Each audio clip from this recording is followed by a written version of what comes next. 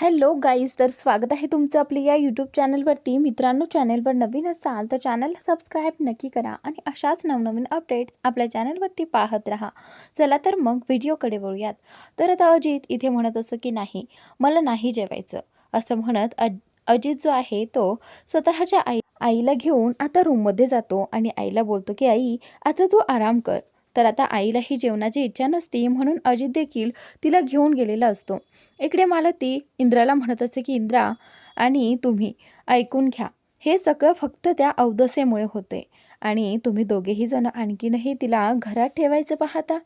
लवकरात लवकर निर्णय घ्या आणि त्या मुलीला घराबाहेर काढा. पहा, तिच्यामुळे विक्रांत घराबाहेर आहे. तुम्हाला याचं काही वाटतं की नाही? आपलं घर इतक्या दिवसानंतर तुटलंय आणि मला ते पाहवत नाही. त्यामुळे लवकरात लवकर काय तो डिसिजन घ्या. इकडे आता आईच्या बोलण्यामुळे इंद्रालाही वाईट वाटतं.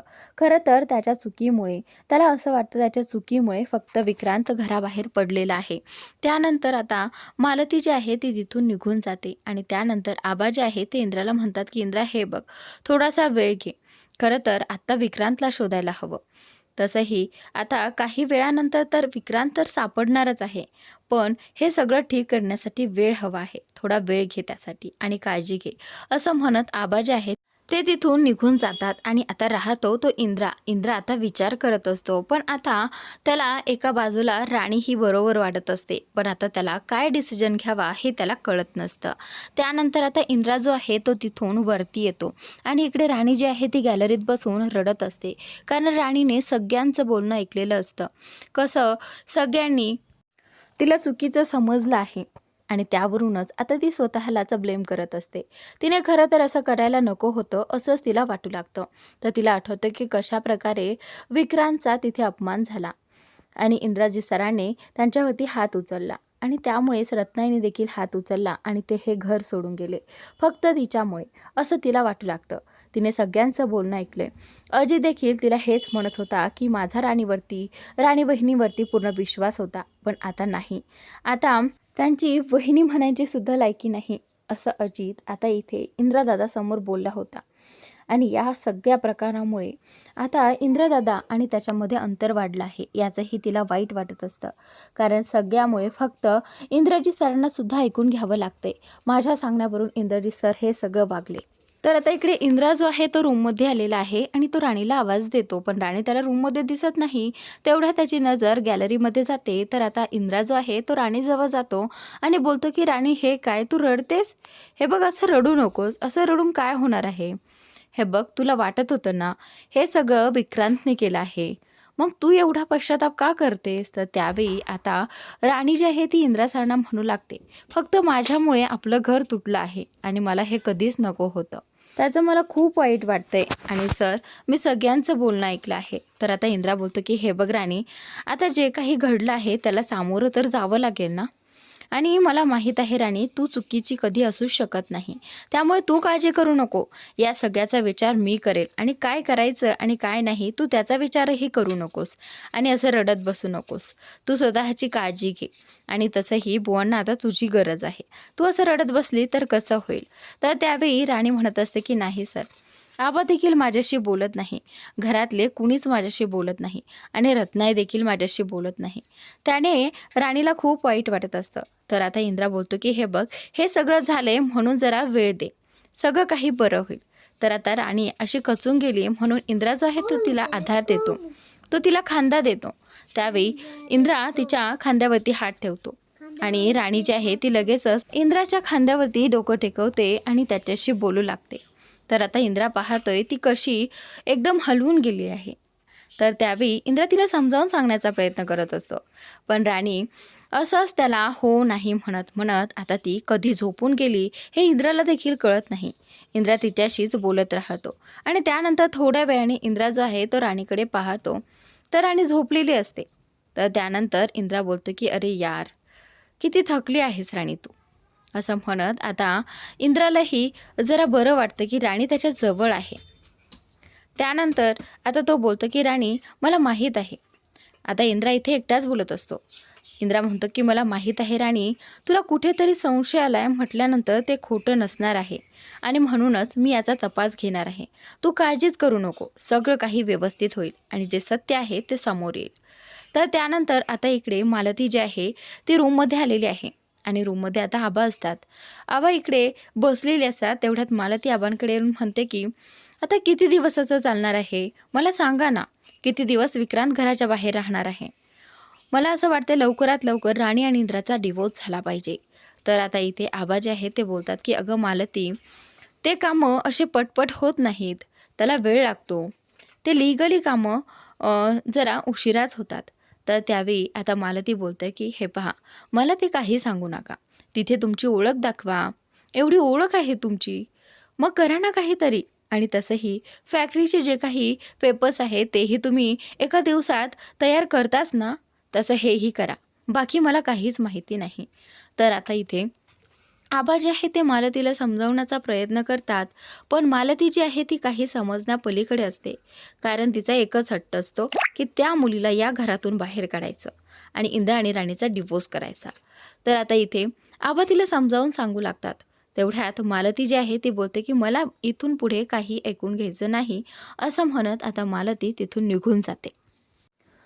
तर आता पुढे इकडे राणी जी आहे ती सकाळी आवरून रेडी झालेली असते. तर त्यावेळी ती आरशातच पाहत असते. तेवढ्या तिथे इंद्रा येतो. इंद्राही छान रेडी झालेला असतो. त्यानंतर इंद्राने तिच्यासाठी चहा आणलेला असतो. राणी तो चहा पाहते आणि बोलते की माझ्यासाठी. तर आता इंद्रा बोलतो की हो, तुझ्याचसाठी. तर इंद्रा जो आहे तो राणीच्या हातात चहा ठेवतो. त्यावेळी राणी जी आहे ती बोलते की सर, हे मला खरंच खूप बरं वाटत नाहीये. नेहमी मी तुमच्यासाठी करते आणि आज तुम्ही माझ्यासाठी घेऊन आलात. मला खरंच बरं वाटत नाही आहे असं, म्हणजे तुमच्याकडून काम करून घेणं. तेवढ्यातच आता इथे इंद्रा जो आहे तो बोलतो की हे पहा मॅडम, इंद्रजी सरांनी सांगितलं आहे तुमच्यासाठी चहा न्यायचा आणि जर तुम्ही घेतला नाही तर ते रागवतील माझ्यावरती, असं म्हटल्यानंतर आता राणी लगेचच हसते आणि त्याच्या हातातनं तो चहा घेते. त्यानंतर आता राणी चहा पित असते. त्यावेळी राणीच्या डोक्यात येतं आणि ती विचारते की सर, तुम्ही चहा पिलात? तर त्यावेळी इंद्रा बोलतो की नाही. तर आता राणी बोलता बोलता इंद्राकडे कप देते आणि त्यावेळी लगेचच इंद्रा जो आहे तो चहा पिऊ लागतो. दोघेही एकाच कपातला चहा एक एक सिरप करून पित असतात. त्यानंतर आता इंद्रा आणि राणीला दोघांनाही खूप बरं वाटत असतं की आता त्यांचं नातं पुढे चाललेलं आहे. ते पाहून इंद्राला आनंद होत असतो. तर आता हळूहळू करून दोघेही जण एक एक करत सिरप पीत तो चहा संपवतात. त्यानंतर राणी इंद्राला म्हणते की सर, रात्रीसाठी खरंच सॉरी हां. ते काय झालं ना, मी एवढी दमली होती आणि त्यानंतर मला कधी झोप लागली बोलता बोलता ते कळलंच नाही. खरंच माझ्यामुळे तुम्हाला त्रास झाला. तर त्यावेळी इंद्रा बोलतो की अरे नाही, इट्स ओके. त्यानंतर इंद्रा बोलतो, हे बघ राणी, आता घरात जे काही झालं आहे त्याचा स्ट्रेस घ्यायचा नाही. त्यानंतर आता राणी बोलते की राणी आता उठते आणि बोलते की सर, मला आता निघायला हवं.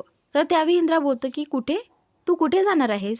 त्यावेळी राणी बोलते की मला बुवांकडे जायचं आहे, मला बुवांना पाहायचं आहे. तर इंद्रा बोलतो की थांब, मी तुला बाहेरपर्यंत सोडवतो, तुला जर कोणी पाहिलं तर पुन्हा प्रॉब्लेम होईल. असं म्हणताच आता इंद्रा जो आहे तो पुढे जातो आणि दरवाजा उघडतो. तर आता तो पुढे जाऊन पाहतो की कुणी दिसतं की नाही.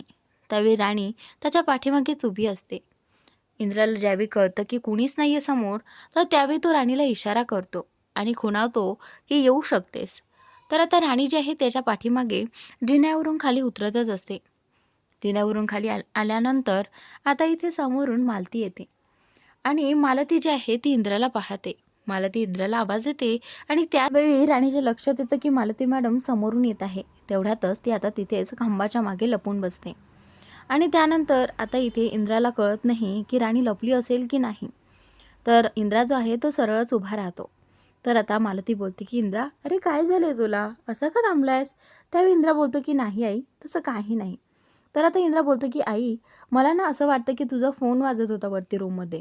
ते काय आहे ना, मी वरतूनच खाली आलो, मला आवाज येत होता म्हणून म्हटलं तुला सांगावं. तर आता मालती बोलते की ठीक आहे, मी जाऊन पाहते. तर त्यानंतर मालती आता वरती जायला लागते. मालती वरती जायला लागल्यानंतर राणी जी आहे ती लगेचच बाहेर येते आणि इंद्रा बोलतो की चल राणी. तेवढ्यातच आता आबा इंद्राला आवाज देतात आणि त्याचनंतर आबांनी आवाज दिल्यानंतर पुन्हा दोघेजण घाबरतात आणि तिथेच राणीला इंद्रा लपवतो. आबा येतात आणि इंद्राला म्हणतात की अरे त्या विक्रमचा काहीतरी शोध घे रे. त्यावेळी इंद्रा जो आहे तो बोलतो की हो आबा, त्यासाठीच निघालो आहे. तर आता आबा बोलतात की ठीक आहे. इंद्रा बोलतो की कदाचित आईने तुम्हाला आवाज दिला होता, बहुतेक आई तिकडे किचनमध्ये आहे. तर आता आबांना देखील इंद्रा दुसरीकडे पाठवून देतो आणि इंद्रा आणि राणी दोघेही जण बाहेर पडतात. इंद्रा आणि राणी जात असतानाच आता रत्नाई जी आहे ती मागून आवाज देते, इंद्रा, बाळा इंद्रा. तर तेवढ्यातच इंद्रा तिथेच थांबतो. इंद्राच्या पाठीमागे राणी लपलेली असते आणि त्यावेळी आता रत्नाई बोलते की इंद्रा, हे बघ, आज तरी तू विक्रमला घरी घेऊन येशील ना रे. तर त्यावेळी इंद्रा बोलतो की हो काकी, तुम्ही काळजी करू नका, मी विक्रांतला घरी घेऊन येईन. त्यानंतर आता रत्नाई जे आहे त्यांचं बोलणं झाल्यानंतर त्या आतमध्ये निघून जातात. तोपर्यंत इंद्रा जो आहे तो तसाच सरळ थांबतो, कारण त्याच्या पाठीमागे राणी लपलेली असते. इकडे राणी जी आहे ती बोलते की सर थँक्स. तर त्यानंतर इंद्रा जो आहे तो बोलतो की वेलकम. तर आता जा पटकन. तर त्यावेळी इंद्रा राणीला सांगतो की स्वतःची काळजी घे. तिचा फोन देखील तिच्या हातात देतो आणि राणी जी आहे ती आता बुवांकडे चाललेली असते. एकदा ती घराच्या बाहेर पडते. बाहेर पडल्यानंतर आता विक्रांतचा जो काही माणूस आहे तो तिचा पाठलाग करण्यासाठी घराबाहेर थांबलेलाच असतो.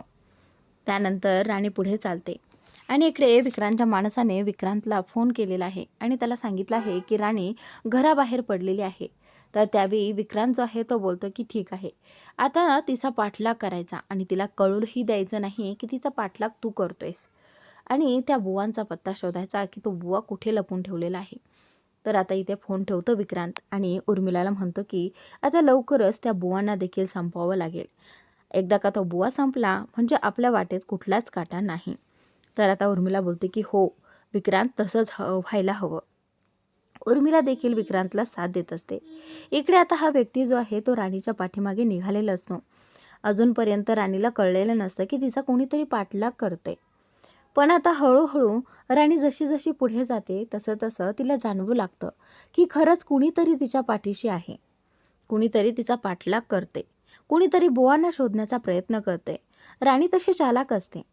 राणीच्या लक्षात येताच राणी जी आहे ती स्वतःची दिशा चुकवते. तिला जिथे जायचं असतं ती तिकडे जातच नाही खरं तर. त्यानंतर आता त्या व्यक्तीला वाटतं की हिला काही कळतच नाही. जसं राणी मागे वळून पाहायची तसा तो लपून बसायचा.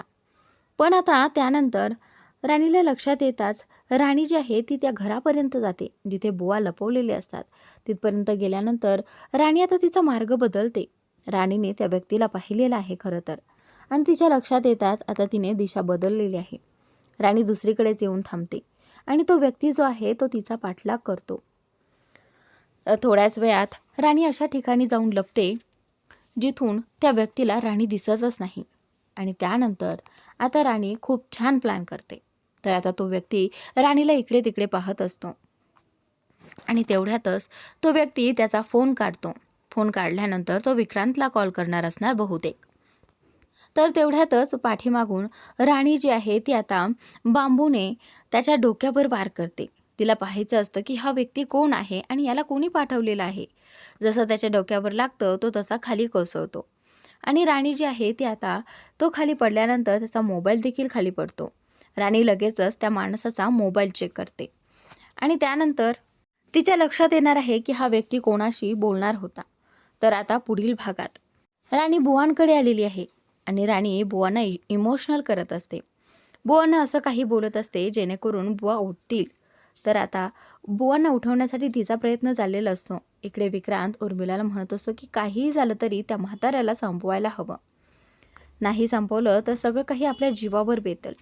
त्यानंतर आता इकडे राणीने बुवांना खूप काही बोलून उठायला भाग पाडलेला आहे. राणीचे शब्द ऐकताच आता बुवांचे डोळे उघडणार आहेत आणि राणीने ते प्रत्यक्षात पाहिलेलं आहे.